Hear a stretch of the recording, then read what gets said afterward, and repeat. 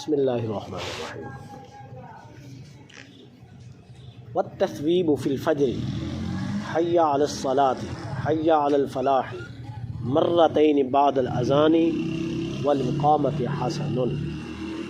ٹھیک ہے، صبح کی نماز میں حی علی الصلاح حی علی الفلاح، ٹھیک ہے میرے بھائی، کہنا بصورت تصویب دو مرتبہ، بصورت دو مرتبہ اذان اور اقامت کے درمیان، یہ احسن طریقہ ہے۔ ٹھیک ہے، صبح کی نماز جب ہو جائے تو اذان اور اقامت کے درمیان جو ٹائم ہے 5 منٹ پہلے تکبیر سے 10 منٹ پہلے تصویب کہنا، یہ احسن طریقہ ہے، حسن ہے۔ لأنہ وقت نوم وغفلت، اس لیے کہ صبح کی نماز میں جو وقت ہوتا ہے وہ ایک نیند کا وقت ہوتا ہے اور غفلت کا وقت ہوتا ہے۔ اس وجہ سے جماعت سے قبل اقامت سے قبل 10 منٹ پہلے اگر تصویب کہہ دی جائے گی تو لوگوں کی نیند کھل جائے گی اور غفلت دور ہو جائے گی، اور باقی نمازوں میں جو ہے یہ مکروہ ہے۔ ٹھیک ہے جی، بات یہاں تک سمجھ آ گئی یا نہیں آئی؟ جی، یہ عبارت تھی میرے بھائی قدوری کی، ٹھیک ہے، جی، متن ہے نا قدوری شریف کا، جی، آگے ہدایہ شریف ہے۔ تو یہ تصویب کا مطلب کیا ہے، کسے کہتے ہیں تصویب؟ ٹھیک ہے میرے بھائی، جی، معنی التصویب لغتاً فالرجوع، تصویب کا لغوی معنی رجوع کرنا ہے، لوٹنا ہے۔ صوب یصوب تصویباً کا معنی ہوتا ہے لوٹنا، کیا؟ لوٹنا۔ کچھ سمجھ بات ہے یا نہیں آئی؟ جی، اور سمی الثواب، اور ثواب کا نام ثواب رکھا گیا، ٹھیک ہے نا میرے بھائی، جی، لأن منفعۃ عملہ تعود الیہ، ثواب کو ثواب اس لیے کہتے ہیں کہ وہ ثواب ایسا بہترین عمل ہے جو لوٹ کر جاتا ہے، جس کو ثواب ملتا ہے اس کی طرف، ٹھیک ہے نا میرے بھائی، جی،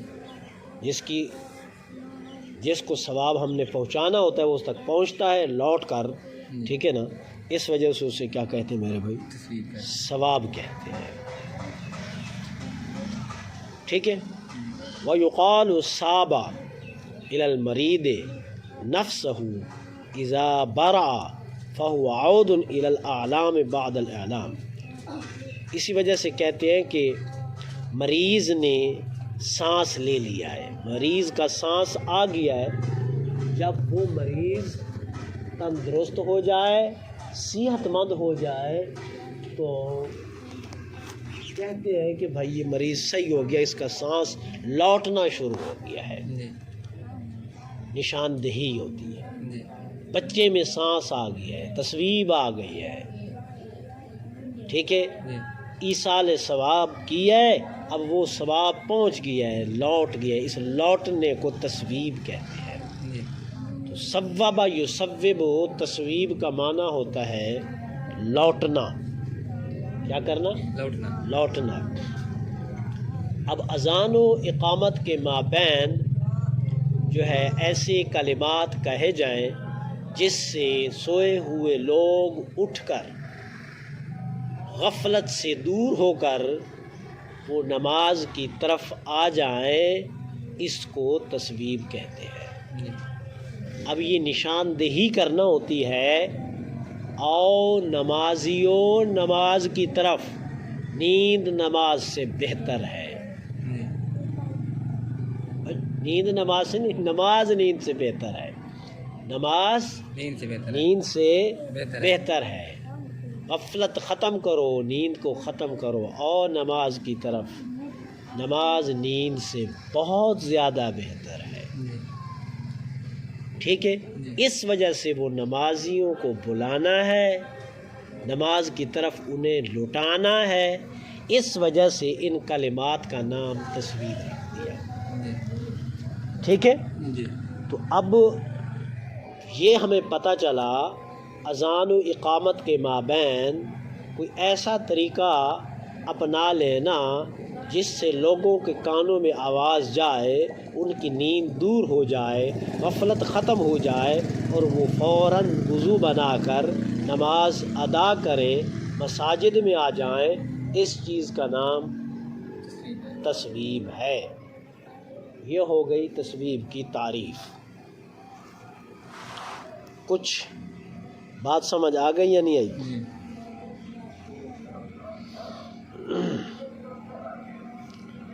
اچھا،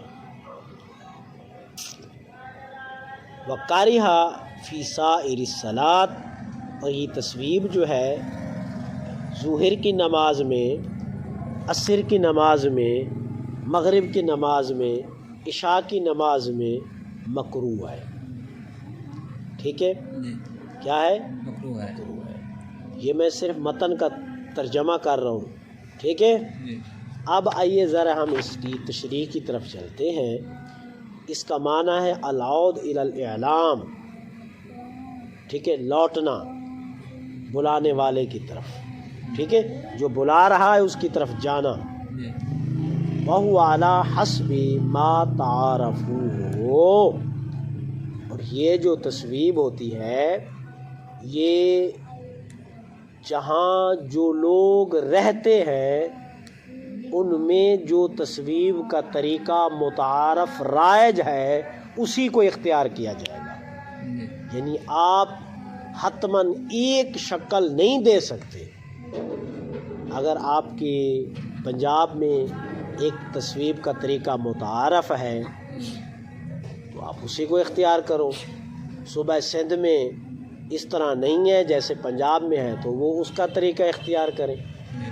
دبئی ہے، سعودی ہے، آسٹریلیا ہے، فرانس ہے، چین ہے، جہاں جہاں ممالک ہیں جو طریقہ وہاں تسبیح کا متعارف ہے اس طریقے سے تسبیح کو کہا جائے گا، تسبیح کہی جائے گی۔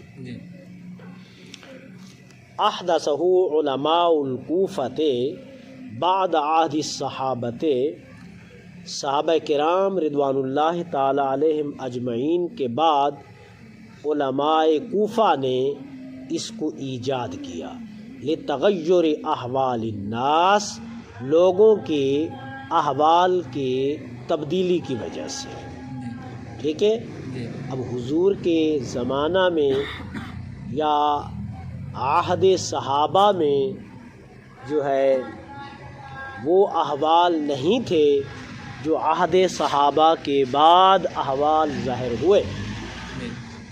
آگے بات سمجھ؟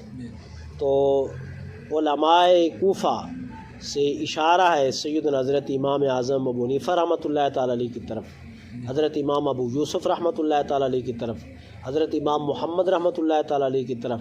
یہ علماء کوفہ انہیں کہا جاتا ہے میرے بھائی، یہ ان کی طرف جو ہے یہ اشارہ ہے میرے بھائی، ٹھیک ہے نا۔ تو انہوں نے عہد صحابہ کے بعد جو ہے اس کو شروع کیا تھا۔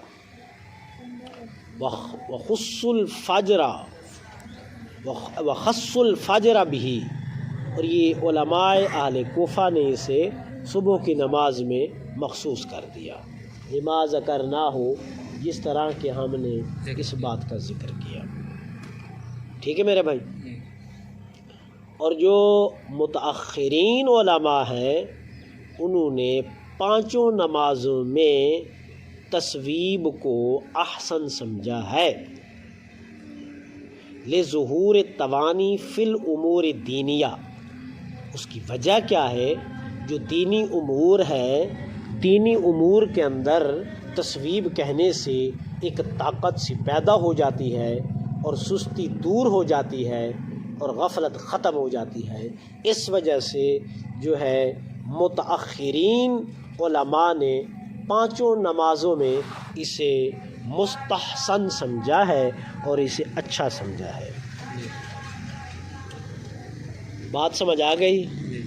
ٹھیک ہے نا میرے بھائی؟ اچھا، ہدایہ شریف میں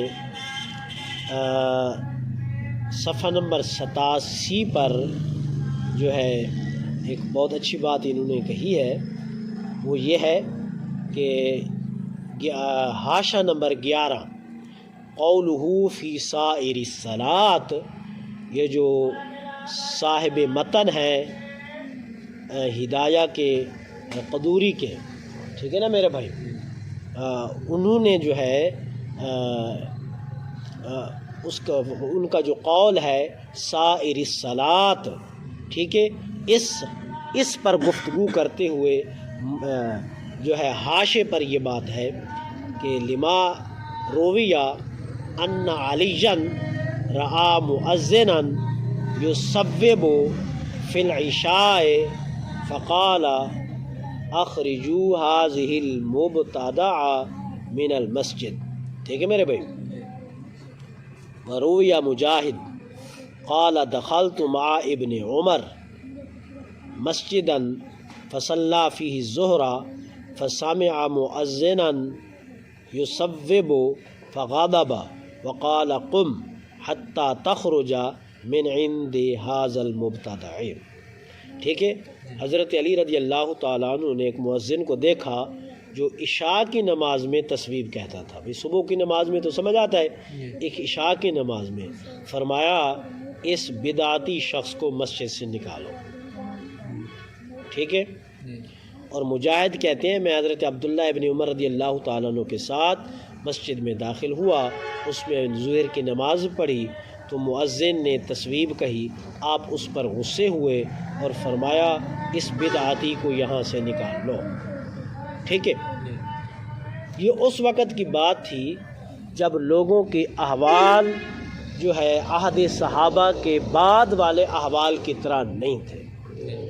اب علماء حقہ جو ہے اگر ان کے زمانے میں کوئی خرابی لازم آ رہی ہو، دینی معاملات میں کوئی سستی لاحق ہو رہی ہو، کوئی غفلت لاحق ہو رہی ہو، اگر وہ ایک ایسے امر کو ایجاد کر دیں جس سے لوگوں کی غفلت ختم ہو جائے اور وہ امر جو ہے قرآن اور حدیث اور کے خلاف نہ ہو اور بمقتضائے عقل ہو، تو اس جیسا امر مستحسن ہے اور قابل حجت ہے اور قابل قبول ہے۔ اسی وجہ سے متأخرین نے پانچوں نمازوں میں تصویب کو احسن سمجھا ہے۔ لظہور التوانی فی الامور الدینیہ، اس لیے کہ دینی امور میں طاقت پیدا ہو جاتی ہے اور طاقت ظاہر ہوتی ہے، ٹھیک ہے۔ تو بات سمجھ آ گئی یا نہیں آئی؟ حضرت امام ابو یوسف رحمہ اللہ تعالیٰ فرماتے ہیں لا ارى بأسا ان يقول المؤذن للامیر فی الصلاة كلها السلام علیک ایہا الامیر ورحمۃ اللہ وبرکاتہ حی علی الصلاة حی علی الفلاح الصلاة یرحمک اللہ۔ حضرت امام ابو یوسف فرماتے ہیں کہ میں کوئی حرج نہیں سمجھتا، کوئی گناہ نہیں سمجھتا، ٹھیک ہے نا، اس بات کو کہ مؤذن جو ہے وہ پانچوں نمازوں میں امیر کے لیے خصوصاً کہے اے امیر اللہ کی تجھ پر رحمت اللہ وبرکاتہ، اس پر اللہ کی رحمت اور برکتیں ہوں، وہ نماز کا ٹائم ہو گیا، حی علی الصلاح، آؤ نماز کی طرف، حی علی الفلاح، آؤ کامیابی کی طرف، اور تجھ پر اللہ کی رحمت ہو۔ آپ نے فرمایا اگر یہ کلمات امیر کے لیے کہے جائے تو کوئی مسئلہ نہیں ہے، اسے میں کوئی گناہ نہیں سمجھتا، ٹھیک ہے۔ اور امام محمد رحمۃ اللہ تعالیٰ علیہ فرماتے ہیں کہ جماعت کے معاملے میں لوگ میں وسوسہ سا پیدا ہو جائے گا کہ یہ حی علی الصلاح حی علی الفلاح جو کہہ رہے ہیں، تو کیا جماعت پہلے تو اذان تو ہو چکی ہے تو وسوسوں میں پڑ جائیں گے، اس وجہ سے انہوں نے جو ہے اسے بعید سمجھا۔ ٹھیک ہے نا میرے بھائی؟ حضرت امام ابو یوسف اس کی وجہ بیان کرتے ہیں، فرماتے ہیں کہ یہ جو امراء لوگ ہوتے ہیں، سلاطین لوگ ہوتے ہیں، لوگوں کے معاملات میں مشغول ہوتے ہیں، ان کے فیصلوں میں فیصلہ کرنے میں مشغول ہوتے ہیں، لوگوں کے مقدمات سننے میں مشغول ہوتے ہیں، جو دنیاوی معاملات ہوتے ہیں، فلاحی کام ہوتے ہیں، ان میں مشغول ہوتے ہیں، تو مشغولیت کی وجہ سے جو ہے ان کی جماعت نہ رہ جائے، تو جب تصویر کہی جائے گی فوراً وہ کام چھوڑ کر مساجد میں آ جائیں گے تاکہ ان کی نماز جماعت پر فوت نہ ہو جائے۔ اور یہ قاضی اور مفتی پر ہے۔ کس پر ہے؟ قاضی، یعنی قاضی اس بات کو حکم دے اور مفتی اس بات کو حکم دے جو مناسب ہو لوگوں کے لیے، معاملات کو دیکھ کر وہ فتویٰ دے۔ ٹھیک ہے بھائی؟ اچھا، اب یہاں یہ بات قابل ایک بہت بہترین جو سننے کے لائق ہے، وہ یہ ہے کہ ساری بات کا خلاصہ یہ ہے کہ پانچوں نمازوں میں اذان اور تکبیر کے مابین تصویبی کلمات متعارف جو ہوں کہنا، یہ صبح کی نماز میں عہد صحابہ میں نبی علیہ الصلوۃ والسلام کے زمانے میں تھا، ٹھیک ہے، بعد میں جو ہے اس کو بہتر سمجھتے ہوئے متاخرین علماء نے پانچوں نمازوں میں اسے جاری کر دیا۔